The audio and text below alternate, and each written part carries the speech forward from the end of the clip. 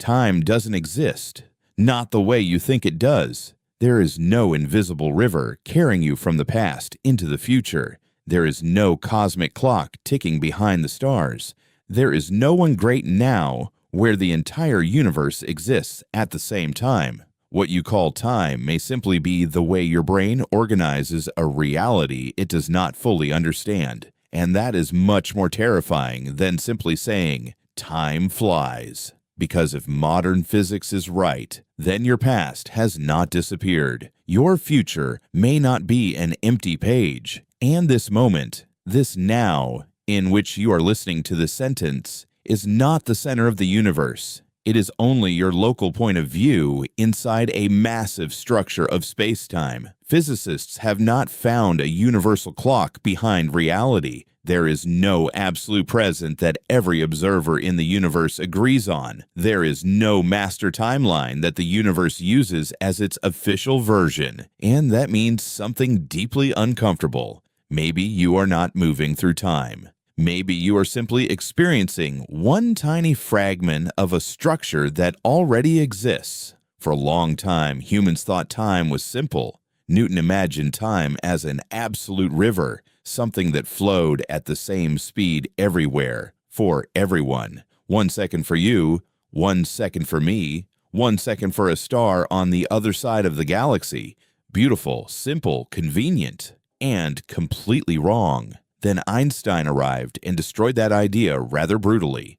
According to relativity, time is not something separate from space. Time and space are connected into one structure, space-time. And that is not just a pretty word in a physics textbook. It means that time can pass differently depending on how fast you are moving and how strong the gravitational field around you is. The faster an object moves, the differently time passes for it. The stronger the gravity, the slower time passes compared with a place where gravity is weaker. That sounds like science fiction, but it is not just a theory. GPS satellites prove every single day that time is not the same for everyone. Satellites are high above Earth, where gravity is weaker, and they are also moving at high speed. Because of that, their clocks do not tick exactly the same way as clocks on Earth. If we did not correct for these effects, navigation systems would start drifting and giving wrong positions. But that is not even the strangest part. In relativity, there is no single universal now. Two observers moving differently can disagree about which distant events are happening at the same time, and physics does not say that one of them is wrong. Both can be correct, not because reality is chaotic, but because now is not a property of the universe. It is an observer's perspective. There is no master clock, no cosmic timeline, no universe-wide announcement saying, "This is the real now." Your now is local. It belongs to your tiny corner of space-time. The present is not the universe's absolute truth. It is your perspective. And this is where we arrive at an idea called the block universe. In this view, the universe is not something that happens moment after moment. It simply exists as a complete space-time structure, past, present, future, not as three separate things, but as parts of one whole. Imagine the universe as a massive block of space-time. Every moment is like one layer inside that structure. A moment from 1995 is still inside that block. A moment from the age of dinosaurs is still inside that block. A moment from the year 3050 may already be part of the same structure too. But of course, you feel time moving. You wake up. You get older. You forget where you put your keys. And then you blame life, even though they were in your jacket pocket the whole time. You remember the past, but you do not remember the future. Eggs break, but they do not reassemble themselves. A glass falls and shatters, but it never jumps back from the floor into your hand by itself. Why?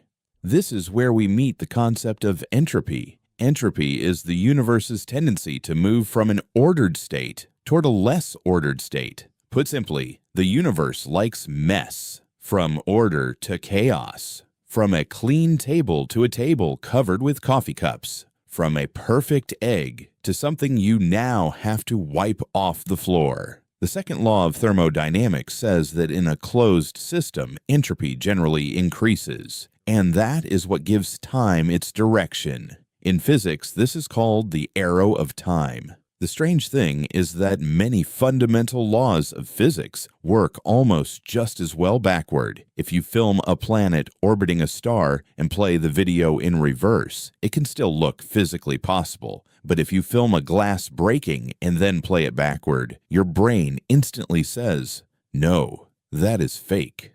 Because you know that broken things do not become more ordered by themselves, at least not in this universe. So the direction of time you experience is not there because some cosmic clock is ticking outside reality. It largely comes from entropy, from the fact that the universe moves from lower entropy toward higher entropy, from order to disorder, from birth to aging. But physics can explain why time has a direction.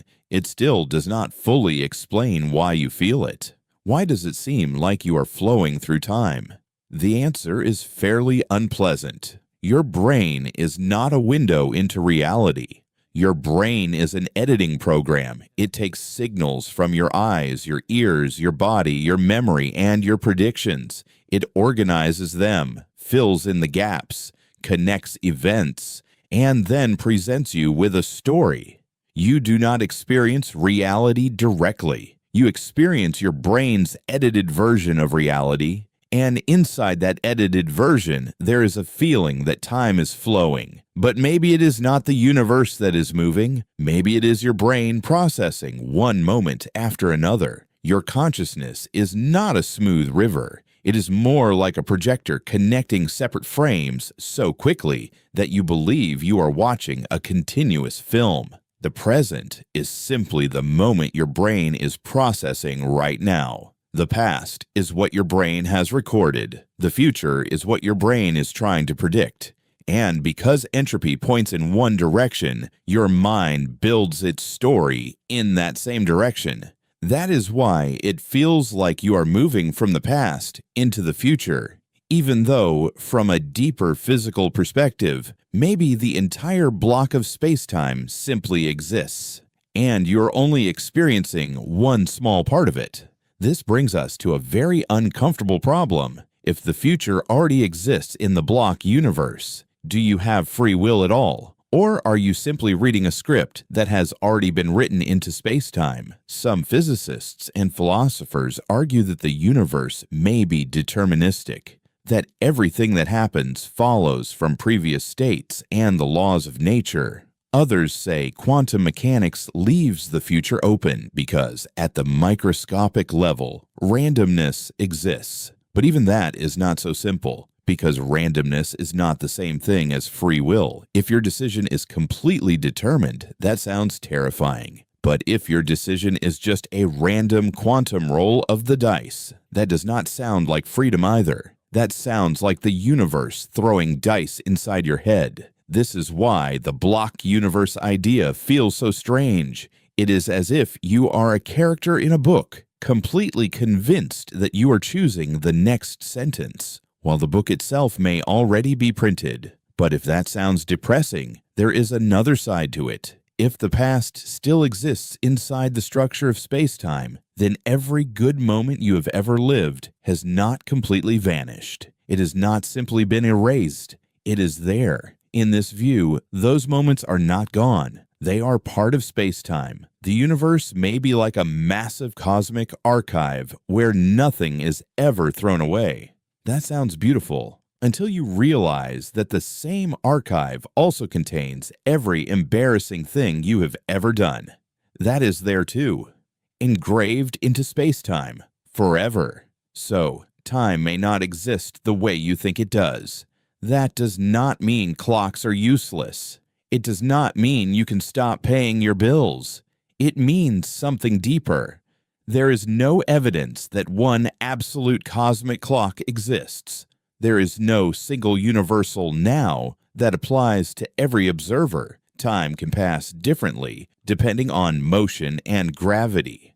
And the direction in which you feel time moving comes largely from entropy and from the version of reality your brain creates. Maybe time is not a river. Maybe it is a structure of space-time, a massive cosmic archive containing every moment that ever was, is, or will be. And your brain? Your brain is simply sitting inside one moment, telling you a story called My Life. If you enjoyed learning that your now is not as special as you thought, follow and hit like. I make science weird, funny, and slightly existentially threatening. And remember, that deadline you are stressing about, it may not exist the way you think it does. Your stress, however, is very real. And if the block universe is right, it is now archived in space-time.